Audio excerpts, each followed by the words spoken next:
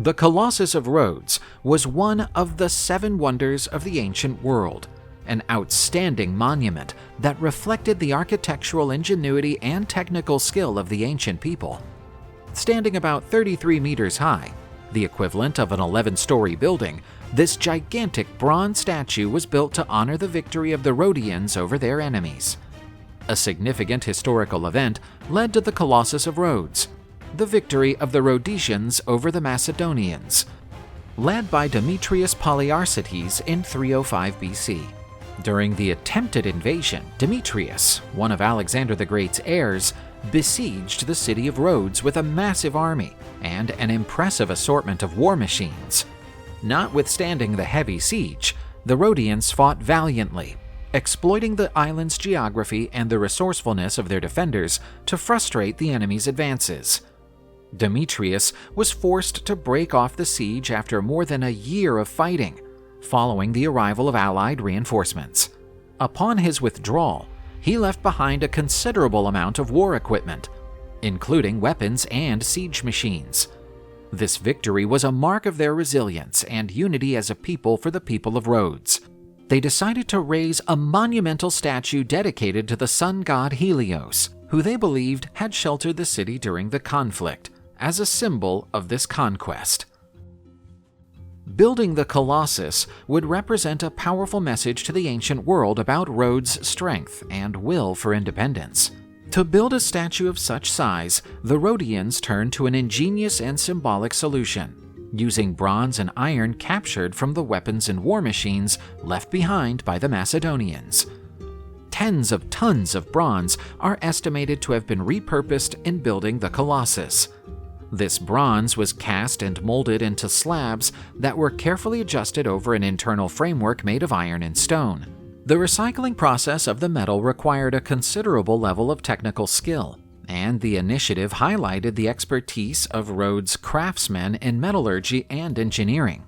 Moreover, making use of these converted resources considerably lowered the project's overall expenses, making the monument feasible even in a period of post-war recovery. Reusing the bronze also enhanced the Colossus's political message. The weapons that once menaced Rhodes' freedom were now part of a lasting symbol of its victory and independence. The Colossus was planned and built by Chares of Lindos, a renowned sculptor from the island of Rhodes and a pupil of Lysippus, the famous sculptor at the court of Alexander the Great. Chares contributed his artistic skill and the technical experience acquired from his master to the project. His objective was to conceive a monumental work that would express the grandiosity of Rhodes and its devotion to Helios. Building the Colossus was a difficult and innovative task for its time. The internal structure was built from iron and stone to provide stability and support. Carefully shaped bronze plates were fastened onto this foundation, forming the outer surface of the statue. The bronze pieces were held together by rivets and tight fittings, guaranteeing the structure's sturdiness. A wooden system of ramps and scaffolding was used to lift the higher sections, allowing workers to safely reach the upper areas. The statue was constructed in sections, starting at the very bottom and progressing progressively towards the top. This allowed the weight of the upper layers to be distributed evenly over the internal structure. The sun god Helios had a significant role in the culture and religion of the Rhodes Island.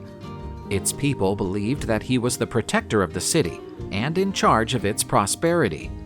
In Greek mythology, Helios was portrayed as a god who rode across the sky every day in his golden chariot, bringing light and warmth to the world.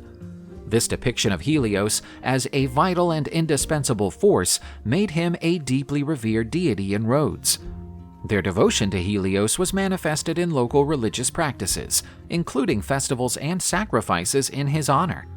The most celebrated of these events was the Haleia, an annual celebration combining religious rituals and athletic contests, highlighting the connection between physical strength and vitality that the god symbolized. The precise location of the Colossus of Rhodes is still a matter of debate among historians and archaeologists. While many popular representations situate the statue at the harbor entrance, with its legs spread over the ships, This idea is deemed technically impossible for the time. One of the most widely accepted theories is that the Colossus was assembled close to the port, possibly on the site of today's Fort of St. Nicholas, built by the Knights of St. John. This would have allowed the statue to be seen as a landmark for sailors arriving on the island. A different theory suggests that the Colossus was built on dry land, on a hill known as Aios Stephanos, home to the ancient city's Acropolis. This elevated site would have provided a wide view of the monument for both the island's inhabitants and visitors. Some scholars have pointed to the proximity of temples dedicated to Helios, strengthening the symbolic connection between the statue and the sun god. Early 20th century excavations uncovered substantial foundations close to where the Palace of the Grand Master stands today. These findings prompted speculation that they could be the remnants of the Colossus's base. Subsequent modifications to the site, however, have made it difficult to carry out more thorough analyses. Irrespective of the exact location, the statue's place was probably chosen to maximize its visual impact and strengthen the symbolism of protection and prosperity attached to Helios. There is speculation that the Colossus of Rhodes fulfilled several purposes, primarily as a monument of victory, celebrating the endurance and triumph of the Rhodians against their enemies. As a sea guide, the statue was essential for navigators, pointing out the proximity of the island and serving as an essential visual landmark for those approaching by sea. Moreover, the Colossus was a political symbol, spreading the image of Rhodes' strength and independence to the ancient world. The Colossus's economic impact was substantial. Its construction was largely financed by the sale of bronze and iron captured from enemies, cutting the need for added resources. Additionally, Rhodes was an important Mediterranean trading center, and the Colossus enhanced its position as a strategic port, attracting merchants and navigators from several regions. The statue boosted tourism in antiquity, attracting visitors who would come to admire the magnificence of the work and contributing to the local economy. The Colossus was one of the main tourist attractions in the ancient world. Pilgrims, merchants, affluent nobles, and travelers were all attracted by the statue's fame. This blend of practical and symbolic functions established the Colossus as one of the most memorable creations of antiquity. Tragedy befell the Colossus in 226 BC, when a devastating earthquake devastated the island of Rhodes. With its impressive size and heavy structure, the statue failed to survive the impact, breaking into several pieces. The earthquake responsible for destroying the Colossus also inflicted considerable damage on the city and its entire infrastructure. The Rhodians opted not to rebuild the statue, as the oracles declared that Helios was not pleased with the monument. Following the collapse, the Colossus's remains stood on the site for centuries, becoming an attraction. Visitors from the ancient world would travel to Rhodes to see the scattered parts of the gigantic statue of the fallen Colossus. Ancient writers reported that, even in pieces, the enormous size of the ruins impressed travelers. In the wake of the disaster, Rhodes benefited from international aid to rebuild itself. Under Ptolemy III, Ptolemaic Egypt provided financial and material assistance to the city, strengthening ties between the two states. This support was crucial for Rhodes to recover from the earthquake and rebuild its infrastructure. Tradition has it that the ruins of the Colossus survived until 654 AD, when the Arabs invaded the island. The Colossus of Rhodes is still influential in the popular imagination, with its sheer size inspiring modern monuments such as the Statue of Liberty in New York. The French architect Frédéric Auguste Bartholdi, who designed it, admitted that he was inspired by the notion of a colossal monument that would serve as a welcoming symbol of freedom. Much like the Colossus was a landmark for sailors arriving in Rhodes, the Statue of Liberty served a similar role for immigrants arriving in the United States. Furthermore, the term Colossus became widely understood to describe something of extraordinary proportions or significant importance. In Western culture, the Colossus of Rhodes came to be synonymous with greatness, power, and impact. This image has perpetuated the statue's legacy, establishing it as a cultural icon even millennia after its destruction. From artworks to literary narratives, the concept of Colossus still evokes the idea of something monumental and astonishing, ingraining the Colossus of Rhodes in history as an enduring inspiration for humanity. Among the 7 wonders of the ancient world, the Hanging Gardens of Babylon stand as one of history's most intriguing marvels. Described as a breathtaking fusion of architectural brilliance and engineering mastery, these gardens were said to have adorned the ancient city of Babylon, modern-day Iraq. Their splendor stemmed from a network of elevated terraces, exotic flora, and an advanced irrigation system that seemingly brought an oasis to life in the heart of a bustling metropolis. Yet, uncertainty surrounds the actual existence of this legendary wonder, as no definitive archaeological evidence has been found to pinpoint its exact location. Despite this, ancient narratives celebrate the gardens as a testament to human ingenuity, symbolizing power, wealth, and the ability to reshape nature itself. In today's video, we unravel the mysteries of this fabled masterpiece of Babylonian engineering. The construction of the Hanging Gardens is traditionally attributed to Nebuchadnezzar II, who ruled Babylon from 605 to 562 BC. His reign was marked by grand architectural projects that transformed the city into one of antiquity's most awe-inspiring urban centers. While the precise timeline of the gardens' creation remains uncertain, scholars widely associate them with Nebuchadnezzar's extensive building initiatives. According to ancient sources, these gardens were more than just a display of grandeur. They were a deeply personal endeavor. Nebuchadnezzar is believed to have commissioned them as a tribute to his wife, Queen Amytis. Originally from Media, a mountainous region in present-day Iran, Amytis longed for the lush landscapes of her homeland. To ease her nostalgia, the king ordered the construction of a magnificent garden, designed to recreate the verdant hills she had left behind. This extraordinary gesture not only demonstrated his devotion, but also reinforced his image as a ruler capable of bending nature to his will. The Hanging Gardens are known primarily through the writings of ancient historians, including Berosus and Strabo, who provided vivid descriptions of their splendor. Despite the absence of Babylonian records directly mentioning the gardens, Greek and Roman texts played a crucial role in immortalizing their legend as one of the world's greatest wonders. Berosus, a Babylonian priest from the Hellenistic era, stands as one of the earliest sources on the gardens. His accounts describe them as a testament to Nebuchadnezzar II's love for Amytis, portraying a structure of elevated terraces supported by columns and arches. These terraces, covered in an abundance of plant life, mimicked rolling hills. Berosus also referred to an advanced irrigation system, speculated to function similarly to Archimedean screws, drawing water from the Euphrates River to sustain the lush vegetation. Strabo, the Greek geographer who lived in the 1st century BCE, offered another compelling depiction. His depictions highlighted the monumental scale of the gardens, emphasizing the tiered platforms brimming with diverse plant species.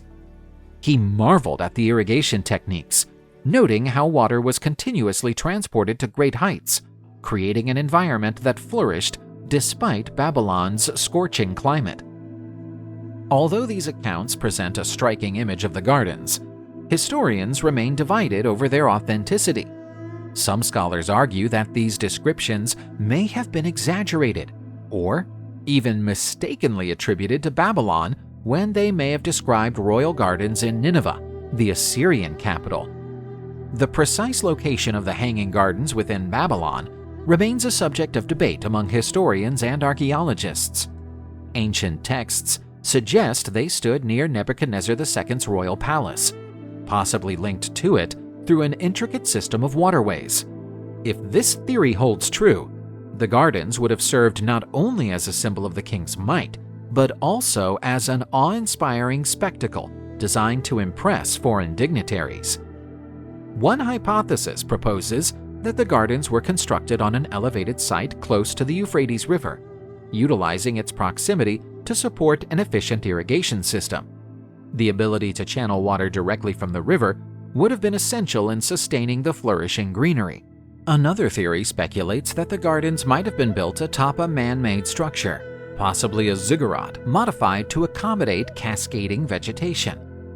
Archaeological investigations in Babylon have uncovered remnants of large reservoirs and intricate plumbing networks, potentially linked to the legendary gardens.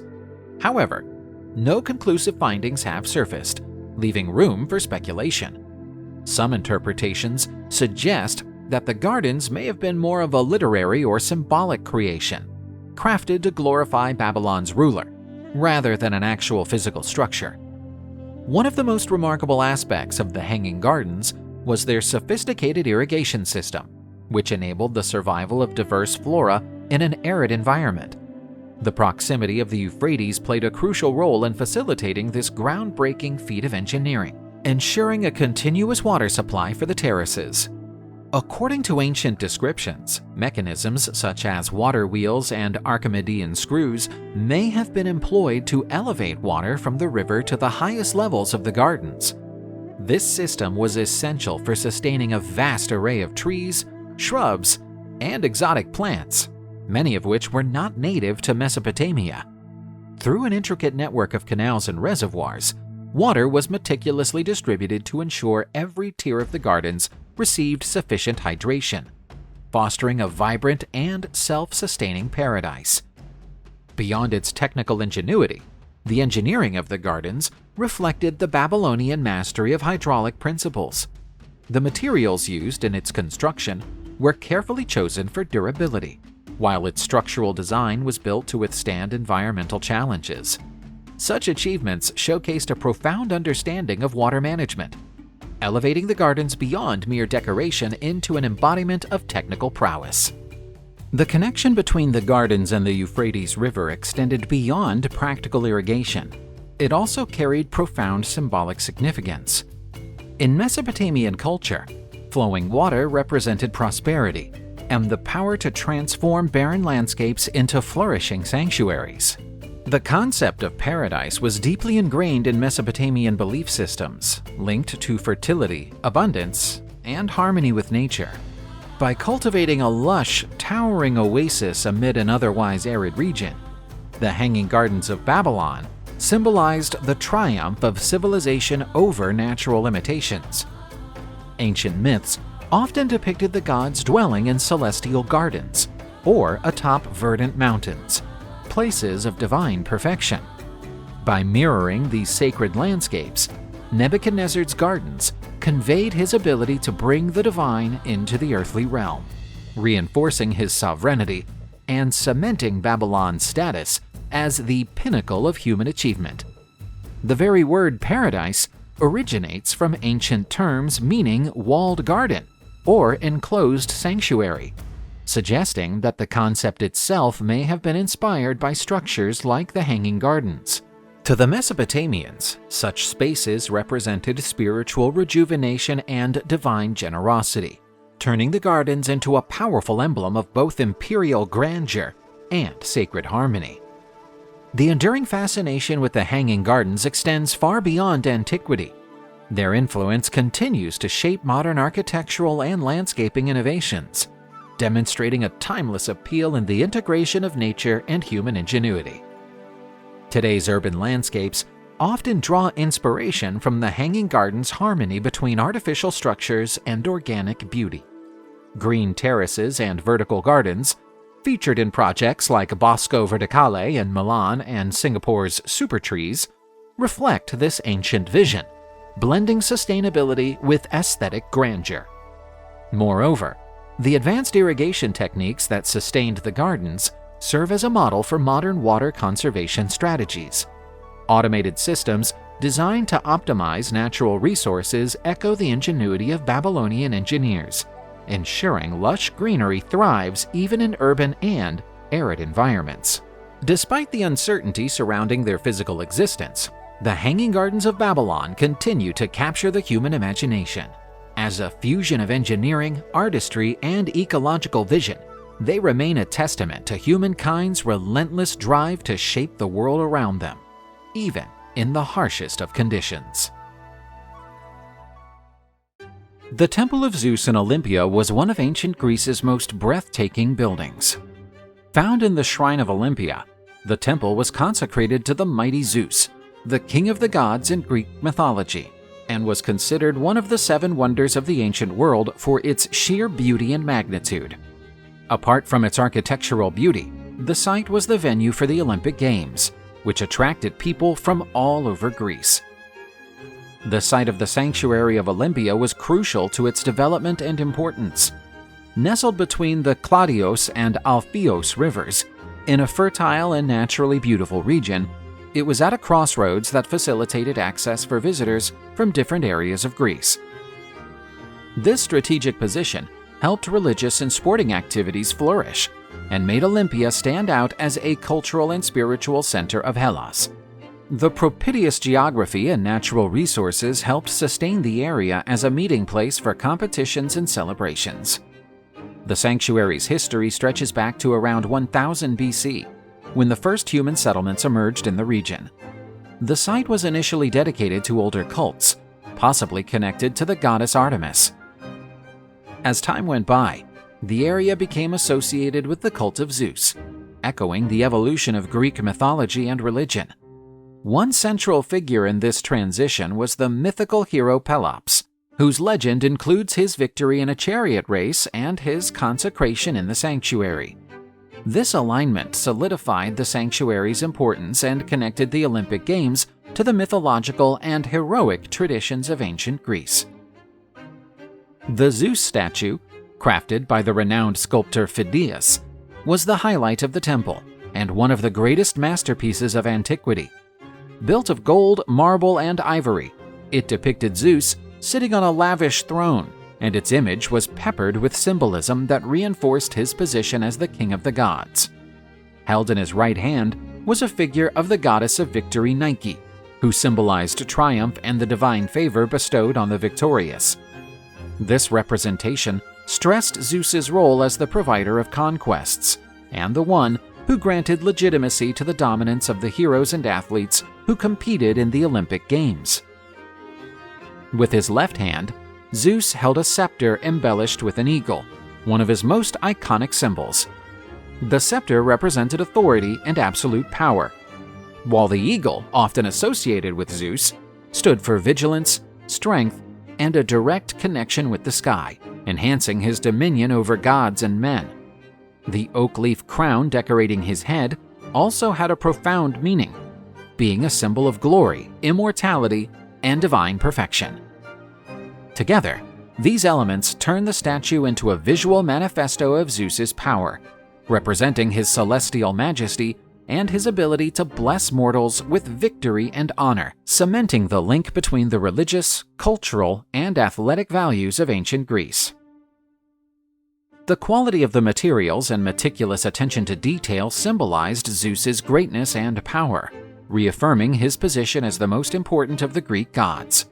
The statue was striking for its colossal size and for its beauty and spiritual significance. Its impact was so strong that it became an artistic and spiritual icon for centuries. Widely acknowledged as one of ancient Greece's greatest sculptors, Phidias brought an innovative outlook and unparalleled technical skill to bear on the creation of the statue of Zeus.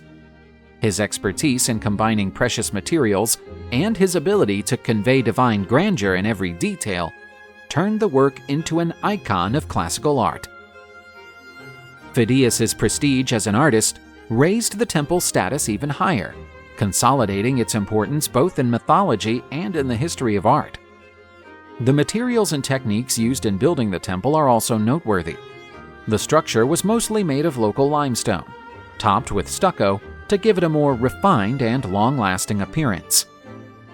Marble details were applied to the noblest parts, including the frontispieces and the carved decorations portraying scenes from Greek mythology. Combined with the elegant design and exact proportions, These techniques gave the temple a unique majesty that reflected the architectural genius of the Greeks and their reverence for the gods.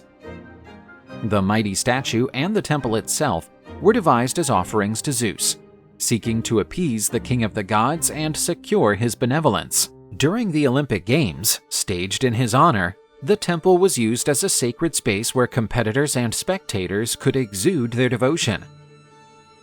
Athletic victory was seen as a God-given gift, proof that Zeus's favor rested with the champion.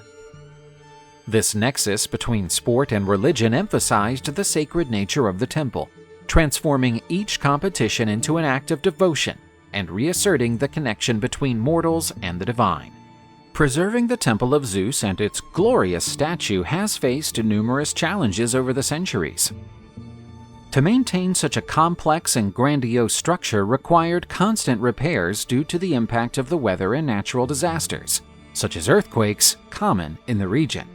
The statue, made of precious materials such as gold and ivory, also demanded constant maintenance to prevent wear and tear and deterioration. Priests and expert craftsmen were tasked with working on it using advanced techniques to retain the splendor of the temple and the statue. With the passing of the centuries, the sanctuary's decline made these tasks harder and harder, especially with the depletion of resources and changing cultural priorities. The decay of the Temple of Zeus was spurred on by the rise of Christianity, which profoundly transformed the religious landscape of the Roman Empire. The Edict of Theodosius I at the end of the 4th century officially banned pagan cults. This decree sealed the closure of the Olympian sanctuary and the interruption of the Olympic Games, a pillar of Hellenic culture for centuries. The Zeus statue, relocated from the temple to avoid its outright destruction, was sent to Constantinople to preserve it in a political and cultural context that treasured its artistic grandeur, even if disconnected from its original meaning. Nevertheless, it was destroyed in a catastrophic fire in the 5th century, tragically ending one of the greatest wonders of antiquity. The temple was gradually neglected, becoming a victim of time and dereliction. Without the resources and dedication that once sustained its upkeep, the building fell into ruin. Regular looting stripped it of valuable materials, while earthquakes and floods further damaged the structure. The geographical features of the region, once an upside, became a challenge, with river sediments covering parts of the site and hampering its preservation. The cultural and spiritual impact of the Temple of Zeus and its statue has spanned time, profoundly influencing Western culture and the Olympic tradition. In the Olympic tradition, the bond between sport and religiosity, perpetuated by the Olympian sanctuary, has been revived in the modern Olympic Games, restoring the competitive spirit and celebration of human excellence that characterized the festivities in antiquity. From an artistic standpoint, the influence of the Statue of Zeus is seen in Renaissance and classical works that drew inspiration from its imposing size and detail. The temple also stood as a model of monumental architecture, reflecting the ancient Greeks' ability to combine functionality and beauty. Notwithstanding its destruction, the Temple of Zeus stands as a powerful symbol of the human potential to create and celebrate its divine connection, echoing values that still reverberate in the contemporary world. In the illustrious city of Alexandria, Egypt, established by Alexander the Great, stood a magnificent lighthouse that became one of the 7 wonders of the ancient world, a beacon of Hellenistic civilization's power and ingenuity. Constructed on the island of Pharos at the entrance to Alexandria's bustling harbor, this architectural marvel was commissioned during the reign of Ptolemy II Philadelphus in the 3rd century BC.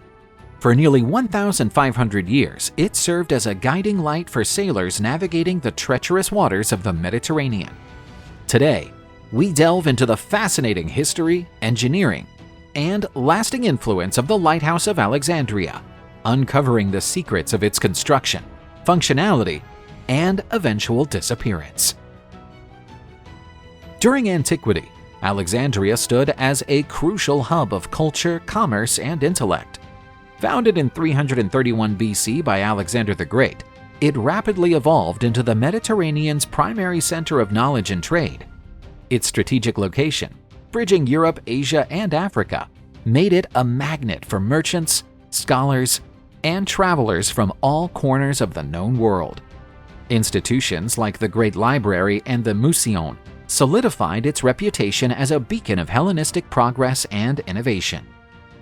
The need for the Alexandria Lighthouse stemmed from a practical necessity. The city's thriving port, vital to its prosperity, was also perilous due to hazardous reefs and shifting sandbanks. To enhance maritime safety and reinforce Alexandria's standing as a dominant trade hub, Ptolemy II commissioned the construction of this monumental structure.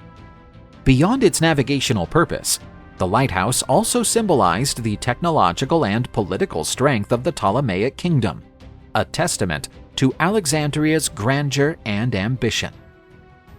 Raising the Lighthouse of Alexandria was a triumph of engineering, requiring pioneering techniques to overcome the immense challenge of building such a colossal and resilient tower. Workers utilizing sloping ramps and intricate wooden cranes to position enormous stone blocks at soaring heights.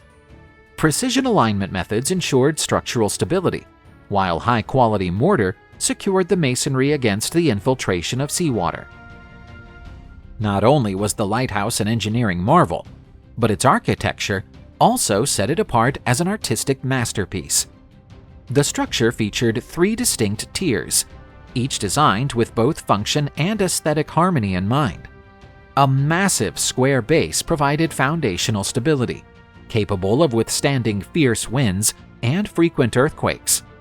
Rising above, an octagonal midsection softened the transition to the final tier, cylindrical tower crowned with a flame-lit platform. Materials such as limestone and granite were meticulously selected and fitted together to maximize durability. The combination of these sturdy materials with cutting-edge construction techniques resulted in a structure that defied the technological constraints of its time. One of the most remarkable aspects of the lighthouse was its advanced illumination system. By day, a polished bronze mirror captured and reflected sunlight, creating a brilliant beam visible from miles away. At night, a large flame burned at the summit, fueled by wood and oil. This firelight was amplified by the same mirror, ensuring ships could locate the harbor even in total darkness. The sophisticated use of optics and reflection demonstrated the exceptional ingenuity of Hellenistic engineers. Serving as a critical component of Alexandria's maritime infrastructure, the lighthouse dramatically improved the safety and efficiency of sea travel. The surrounding waters, riddled with reefs and shallow passages, posed constant threats to navigation.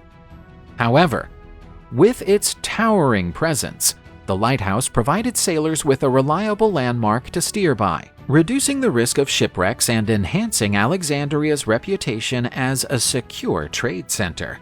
In addition to its practical function, the structure became an indispensable reference point for navigation.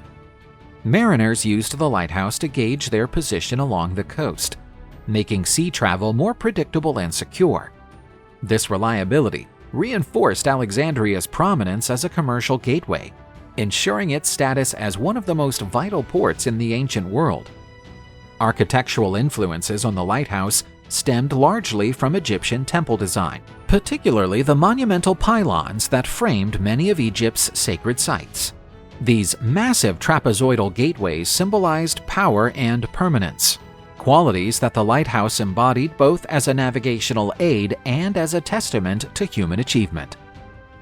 Hellenistic architects skillfully merged Egyptian traditions with Greek innovations, resulting in a structure that was both functional and symbolic.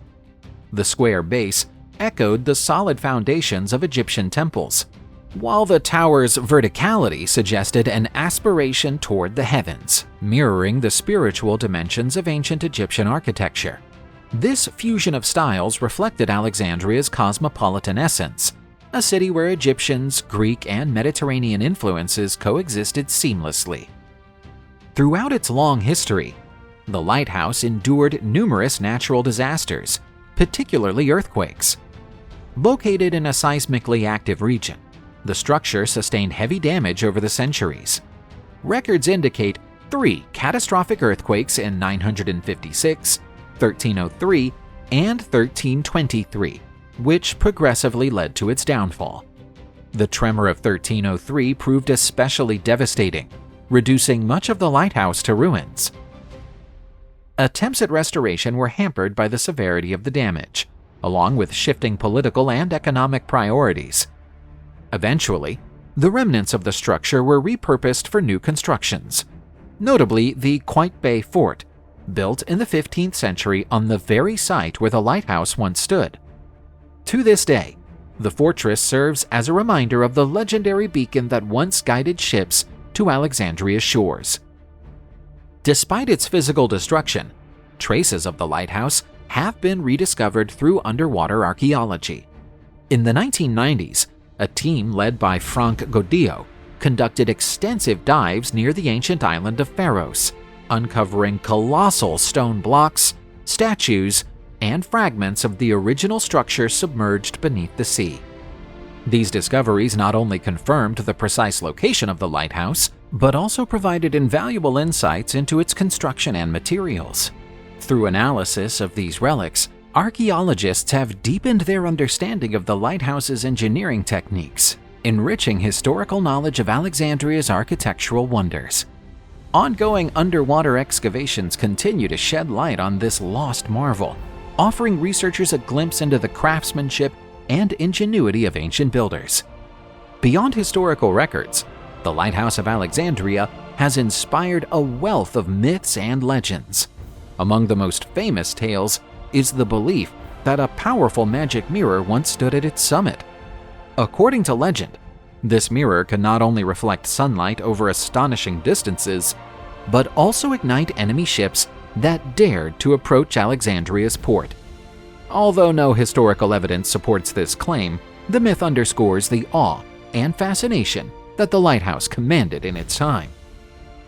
Another enduring legend suggests that the lighthouse's construction was guided by divine revelation or secret wisdom, supposedly passed down by Egyptian priests. Stories of hidden chambers within the tower have also circulated for centuries, with rumors that the Ptolemies stored vast treasures inside the structure. While these accounts remain unverified, they have only fueled the enduring allure of the lighthouse. Though time has claimed its physical form, the Alexandria Lighthouse continues to illuminate history. Its legacy lives on through scholarly exploration, cultural memory, and architectural inspiration, ensuring that the wonder it once embodied remains as captivating today as it was in antiquity. The renowned Mausoleum of Halicarnassus was a grand funerary structure erected to honor Mausolus, the governor and satrap of Caria under the rule of the Achaemenid Empire around the 4th century BCE. Situated in what is now Bodrum along Turkey's western coastline, Halicarnassus occupied a strategically advantageous location, benefiting from both trade and cultural diversity. This thriving environment allowed Mausolus's tomb to become not only one of the most magnificent architectural feats in the Greek world, but also one of the 7 wonders of the ancient world. The name of Mausolus was so influential that the term mausoleum, derived from his name, came to signify any grand funerary edifice. As a semi-independent satrap of the Persian Empire, Mausolus governed Caria with substantial autonomy, overseeing its administration and embellishing its cities. A man of ambition and culture, he shifted the capital from Mylasa to Halicarnassus and invested in extensive urban development, commissioning fortifications, theaters, and temples that contributed to the region's prosperity. Following his death around 353 BCE, his wife, Artemisia II, assumed control and dedicated herself to constructing a tomb befitting his legacy. The objective was not merely to provide a final resting place, but to elevate the prestige of their dynasty and establish Halicarnassus as a preeminent city in both the Greek and Persian spheres. To bring this monumental vision to life, Artemisia II enlisted some of the most distinguished architects of the era. Additionally, the project featured the craftsmanship of renowned Greek sculptors such as Scopas, Timotheus, Leochares, and Bryaxis, who left their artistic imprint on the mausoleum's decorative sculptures. The presence of these artists from diverse origins mirrored the cosmopolitan and multicultural essence of Halicarnassus. The combination of expert craftsmanship and high-quality materials resulted in a structure that blended Greek traditions with Persian influences and architectural motifs from Asia Minor. One of the mausoleum's most striking aspects was its architectural ingenuity. Built on an expansive rectangular foundation, the structure was encircled by symmetrically arranged Ionic columns, forming a peristyle that emphasized the interior space. Above this rectangular base, a massive stone block adorned with high and low reliefs illustrated mythological narratives, military victories, and elements of regional culture. Rising above this decorative frieze, a tiered pyramid completed the structure, culminating in a grand sculpture of a quadriga, a chariot drawn by 4 horses, potentially featuring Mausolus and Artemisia II in a triumphant pose. The incorporation of Ionic elements, alongside a pyramid-like structure reminiscent of Egyptian design, underscored a deliberate cultural fusion. Through this architectural synthesis, Mausolus and Artemisia II sought to assert not only the authority of their lineage, but also their receptiveness to the artistic diversity of the Eastern Mediterranean. This stylistic amalgamation conveyed the idea that architectural magnificence stemmed from the ability to assimilate and innovate upon external influences, reinforcing their political legitimacy. For audiences influenced by Persian, Greek, and other cultural traditions, the mausoleum stood as a testament to Halicarnassus's role as a hub of cultural, economic, and religious advancement. Beyond commissioning and overseeing the construction, Artemisia II played a crucial role in ensuring political stability in the region. Legends suggest that, overwhelmed by grief, she consumed Mausolus's ashes mixed with liquid in a symbolic act of devotion. While governing, she leveraged the mausoleum as a means of consolidating dynastic authority, uniting the court and citizenry around a common project. The monument's primary material was marble, lending the structure both durability and elegance. Marble blocks of exceptional quality were sourced from local quarries and nearby islands, transported to the site, and expertly carved to form the foundations and decorative elements. The intricate reliefs depicted battle scenes, ceremonial processions, and mythological figures, showcasing the advanced stone-cutting techniques and profound understanding of perspective and anatomy characteristic of Greek sculpture at the time. More than a mere tomb, the Mausoleum of Halicarnassus fulfilled both social and religious roles. Its strategic placement along major maritime routes enabled travelers and subjects to partake in commemorative ceremonies dedicated to Mausolus, reinforcing the ruler's cult and the dynasty's influence. It is likely that annual celebrations were held at the site, intertwining tributes to Mausolus's memory with religious rites and cultural festivities. Over the centuries, both natural disasters and political upheavals contributed to the structure's decline. The Halicarnassus region was prone to seismic activity, which weakened the monument's stability. Successive ruling dynasties lacked either the resources or the commitment to preserve the mausoleum's condition. The rise of the Roman Empire and the later Byzantine period led to significant transformations in the region's infrastructure, diverting economic priorities and leaving many ancient monuments exposed to the elements. A pivotal event in the mausoleum's destruction occurred with the arrival of the Knights of St. John, a Christian military order that established itself in Bodrum during the medieval era around the 15th century. Originally based in Rhodes, the Knights aimed to strengthen their presence along the Anatolian coast by constructing fortifications. They utilized the extensive supply of marble and limestone from the mausoleum's ruins, which had already suffered damage from earthquakes and prolonged neglect. Many carefully sculpted reliefs and statues, crafted by Greek artisans centuries earlier, were extracted and repurposed within the walls and battlements of the Bodrum fortresses, sometimes as structural supports, and at other times merely as ornamental features. This repurposing had a devastating impact on the mausoleum's artistic heritage. Numerous friezes and columns were either broken apart or permanently altered, undermining their historical authenticity. Additionally, many sculpted elements were embedded into the castle's walls, rendering them inaccessible for study or preservation. While the fortress emerged as a significant medieval landmark, it led to the near-total obliteration of the Hellenistic masterpiece, as its original architectural ensemble was lost amidst the fortress's towers and defensive structures. As the city expanded around the fortress, remnants of the mausoleum's architecture were gradually absorbed into the urban landscape.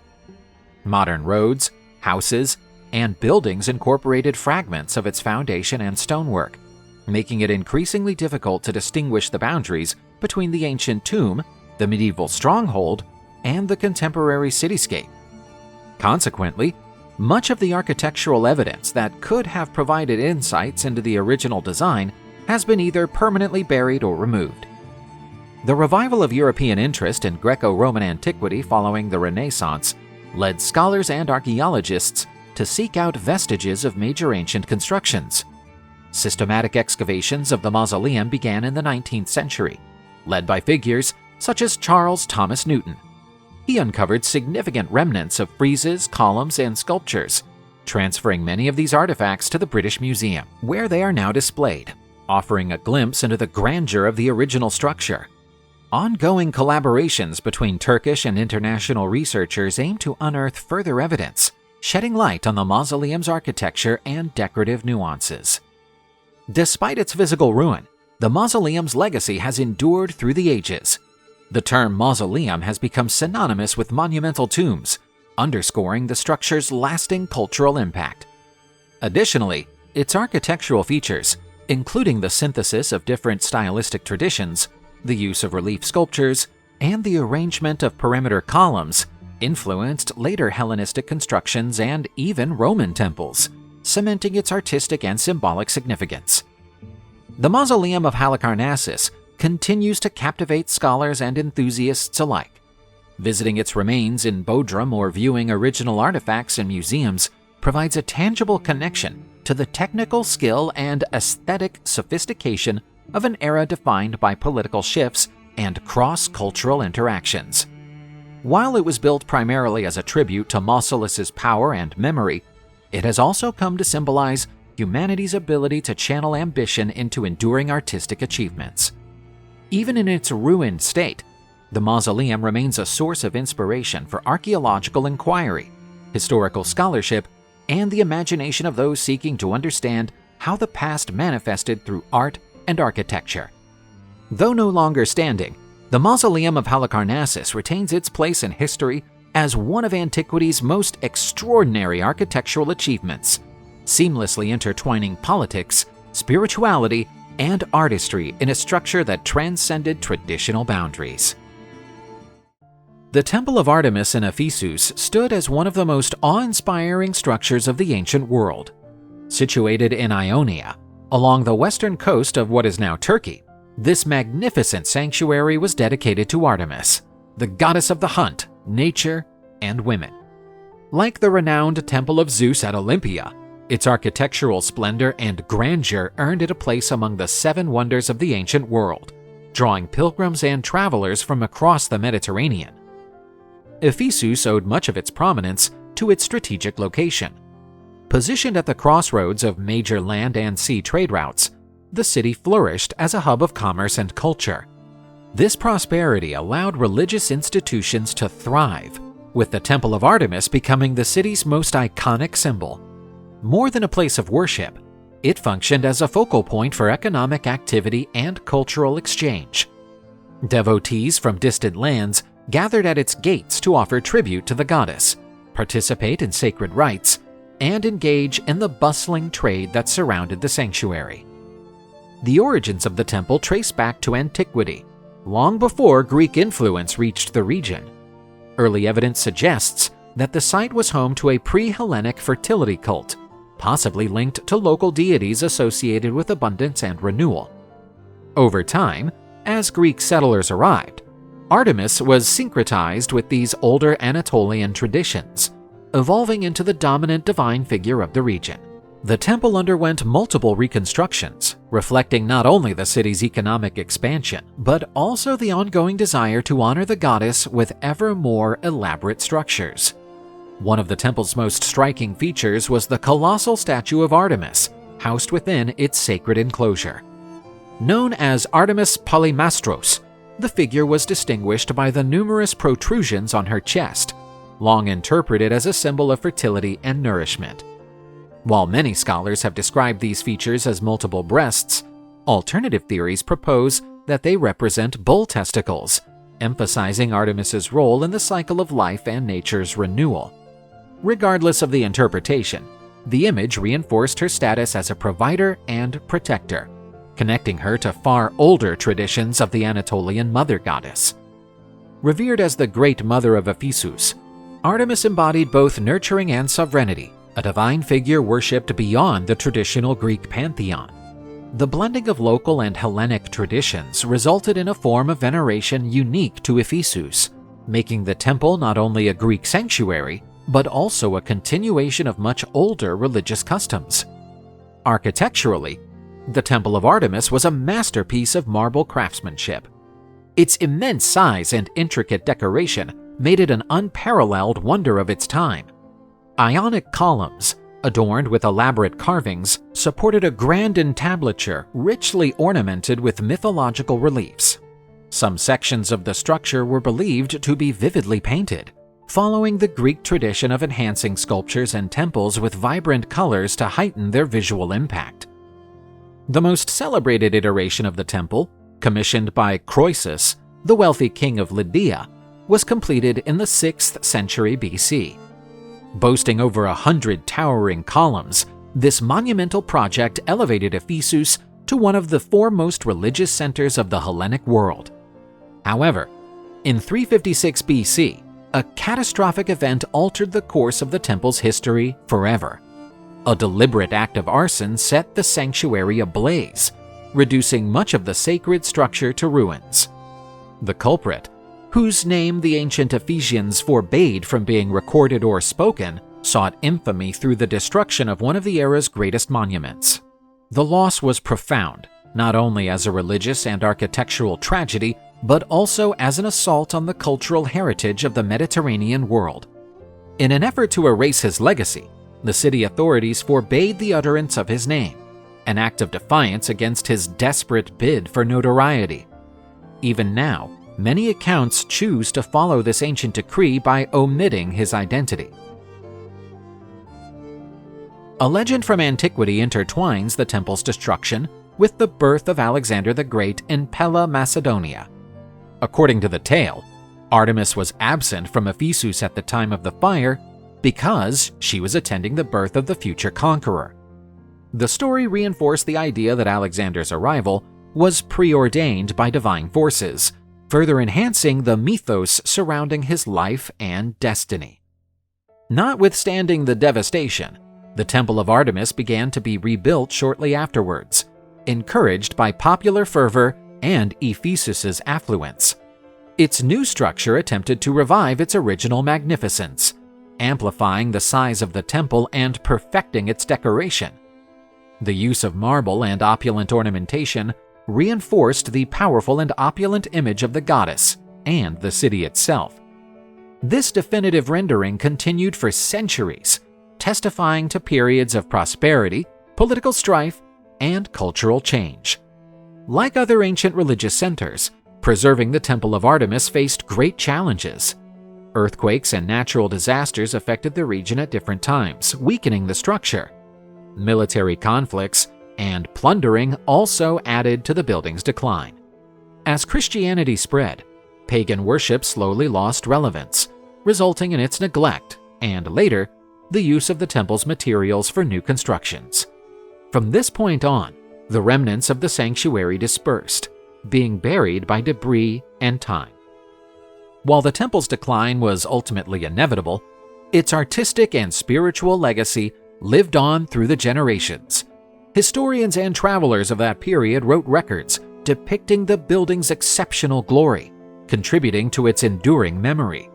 Modern archaeology succeeded in pinpointing traces of the temple and parts of its foundations, helping to partly reconstruct its history and the influence it exerted on other later architectural works. Archaeological excavations, conducted in recent years by international teams, together with the Austrian Institute of Archaeology, have provided unprecedented information about the Temple of Artemis in Ephesus. The most remarkable findings include additional fragments of Ionic columns and capitals, helping to throw light on aspects of the sanctuary's reconstruction following the fire of 356. Researchers have also unearthed remnants of complex drainage systems, indicating that the builders were keen to protect the structure from frequent flooding in the region. Ceramic pieces, statuettes, and small offerings recovered from the foundations also suggest votive cults of fertility and female protection, reinforcing the key role of Artemis for Ephesians. Together with soil samples, this evidence helps us understand the successive stages of the temple's construction and renovation, as well as the sustained devotion that supported this wonderful sanctuary for centuries. The Temple of Artemis's cultural footprint stretched beyond the borders of Ephesus and antiquity itself.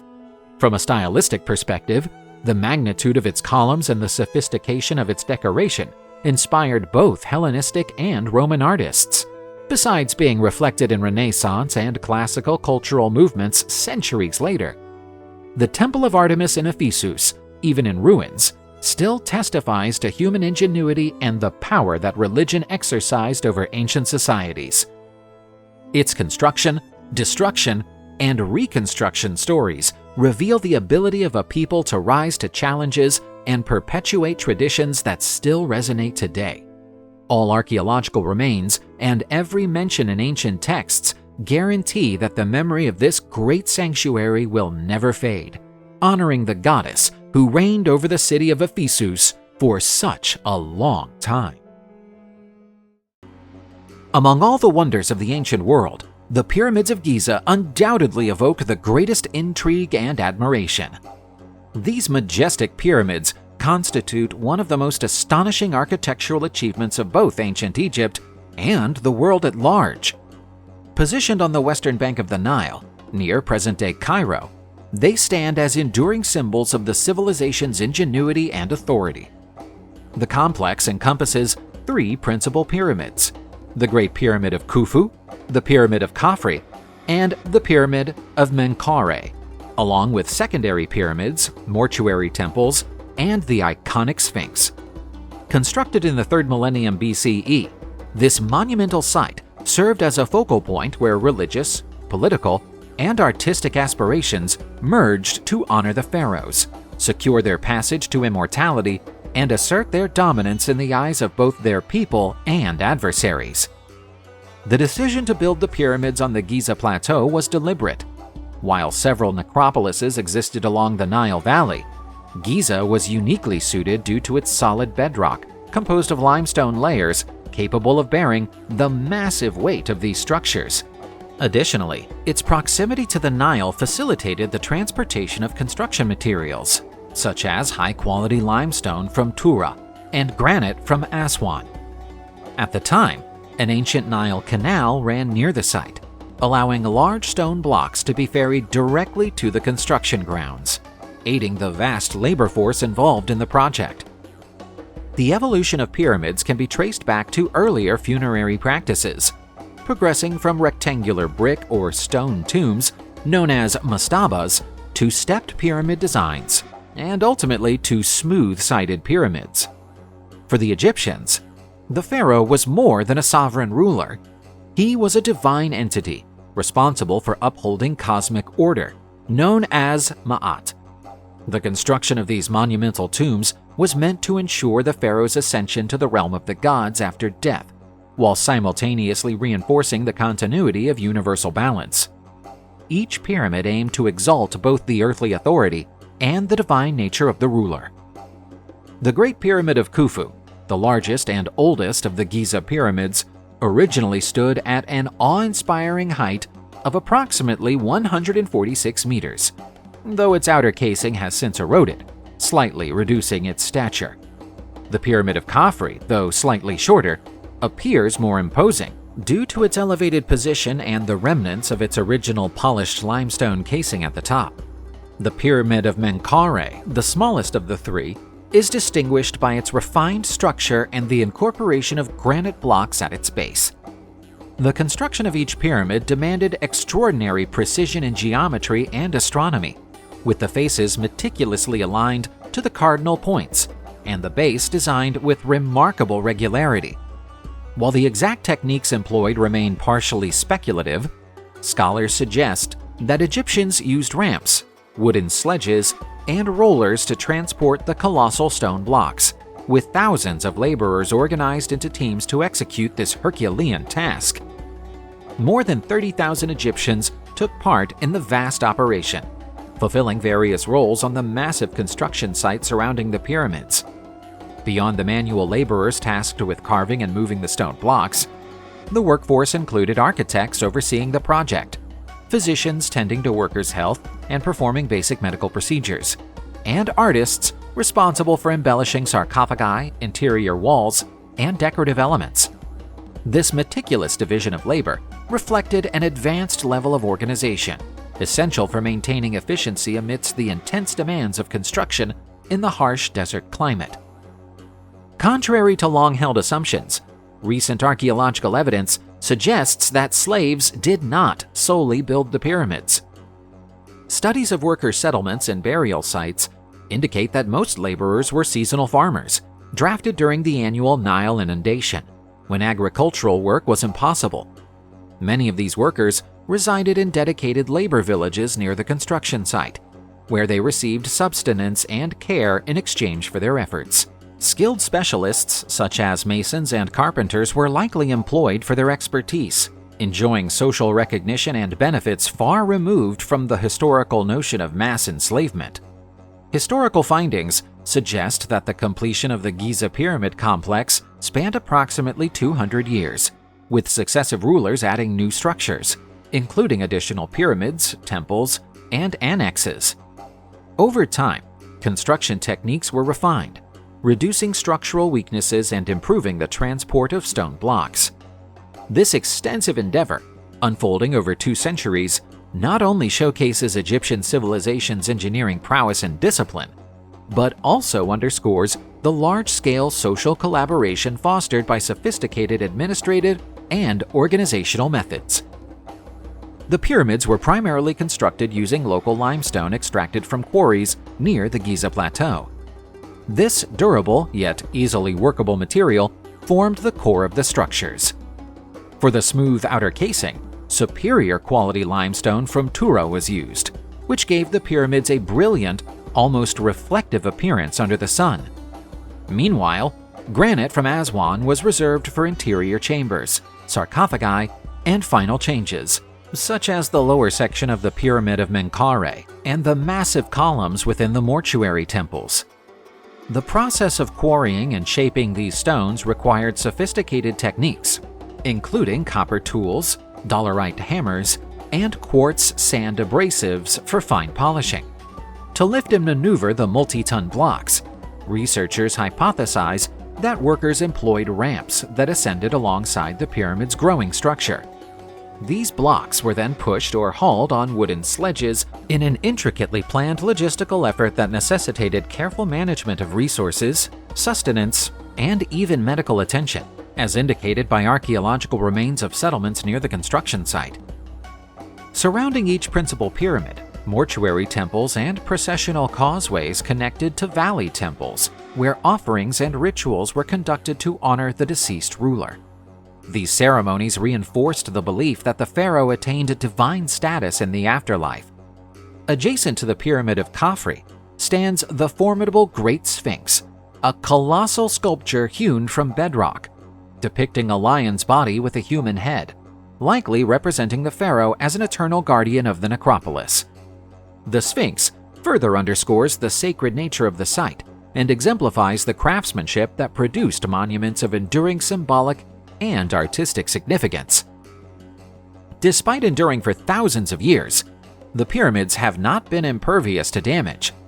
Natural forces, such as desert winds and fluctuations in groundwater levels, have contributed to erosion and instability. Additionally, stone removal for subsequent constructions, particularly during the Middle Ages and early Islamic periods, stripped much of the pyramid's original limestone casing.